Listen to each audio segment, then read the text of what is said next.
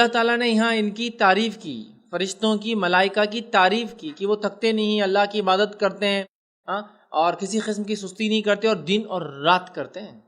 تو ان کی تعریف اللہ رب العزت نے خود کی، یاد رکھی. اسی طرح جو ہے یہ لاتعداد ہے، یاد رکھیں.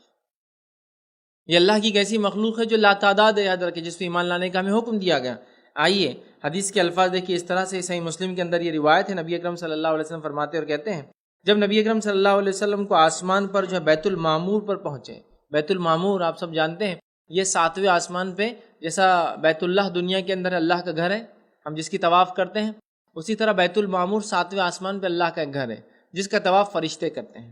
تو نبی اکرم صلی اللہ علیہ وسلم فرماتے ہیں جب میں معراج میں گیا تو بیت المعمور میں نے دیکھا. جب وہاں میں پہنچا تو دیکھا کہ اس میں ہر روز 70,000 فرشتے نماز پڑھتے ہیں، اور جو اس میں ایک بار نماز پڑھ کر چلا جاتا ہے تو دوبارہ لوٹ کر نہیں آتا، یعنی پھر کبھی اس کی واپسی کی نوبت ہی نہیں آتی.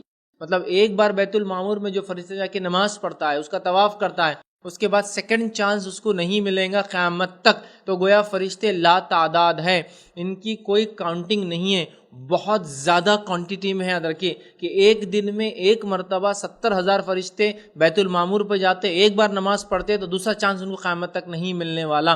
تو کتنی زیادہ تعداد ہے فرشتوں کی، بہرحال ہم خود نہیں جانتے، یاد رکھیے. اور فرشتوں پر ایمان لانا یہ واجب ہے. جو شخص فرشتوں پر ایمان نہیں لاتا، اس کے ایمان میں کمزوری ہوتی، وہ بھی شخص کافر ہے.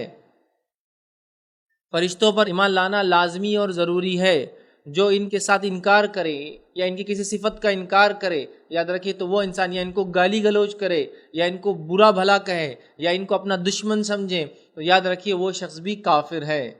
یہود نے جبرائیل علیہ السلام کو اپنا دشمن کہا ہے نا. تفصیلات ہم نے دیکھی ہے، ذمہ دار فرشتے، اہم فرشتے اور ان کی ذمہ داریاں جو ہم نے دیکھی تھی کہ جبرائیل علیہ السلام ایک فرشتے ہیں، یاد رکھیے. اور یہود نے کیا کہا، ہم جبرائیل کو نہیں مانیں گے، یا جبرائیل نے اگر وہی لایا تو اللہ کے رسول آپ کو بھی نہیں مانیں گے، کیونکہ جبرائیل تو ہمارا دشمن ہے، کیونکہ وہی تو ہے جو ہم پہ عذاب لاتا ہے، وہی تو ہے جو ہمیں جہاد کا حکم دیتا ہے، قتل کرواتا ہے، مارنے کا حکم دیتا ہے، لہٰذا ہم اس پہ ایمان نہیں لائیں گے. اگر آپ کوئی دوسرے فرشتے کا نام لیتے تو شاید ہم پر ایمان لا لیتے، لیکن چونکہ آپ نے نام جبرائیل کا لیا، اب تو قطعاً آپ پہ ایمان ہم نہیں لائیں گے. تو انہوں نے دشمنی رکھی تو اللہ نے کافر قرار دیا ان کو.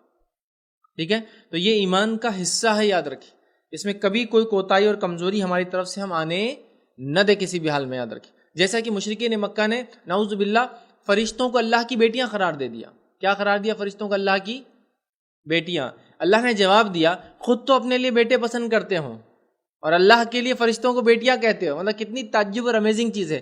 ویسے تو اللہ کو نہ بیٹا ہے نہ بیٹی ہے، لیکن خود تو اپنے لیے پسند کرتے ہو بیٹے، اور اللہ کے لیے فرشتوں کو کچھ کہہ بھی رہے ہو تو بیٹیاں کہہ رہے ہو. سبحان اللہ، اللہ کی ذات پاک ہے. ہاں،